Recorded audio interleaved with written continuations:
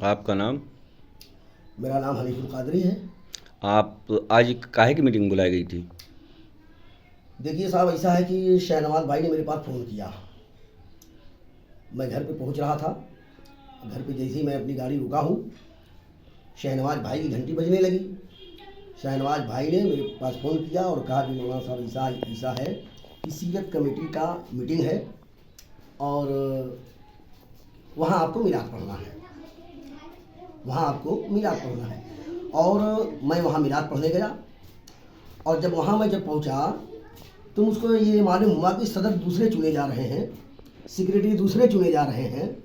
तो जब ये बात मुझको खबर लगी तो मैंने वहीं पर ताबड़तोड़ कह दिया कि भाई, जब नासिर जौनपुरी साहब को जब बना लिया गया है 5 साल के लिए उनको तय कर दिया गया है, तो ये जवाब हमको मिला कि कभी भी जो है 5 साल के लिए कोई तय नहीं होता है, हर साल बदलते रहते हैं, हर साल बदलते रहते हैं। तो मैं खामोश हो गया। फिर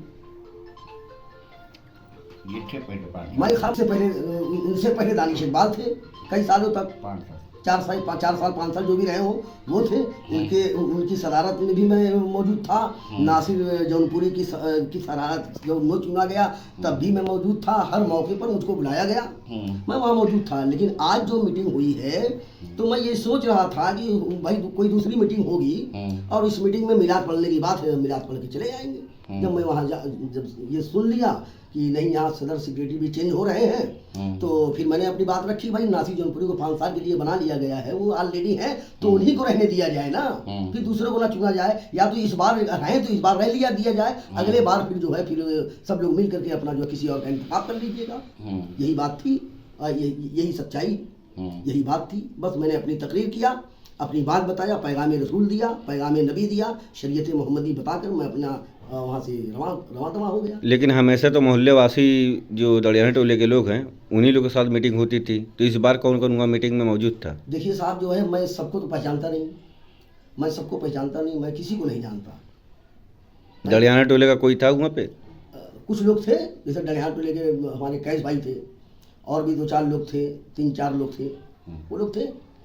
और क्या नाम है, बाकी और लोग रहे होंगे तो मैं पहचानता नहीं हूँ।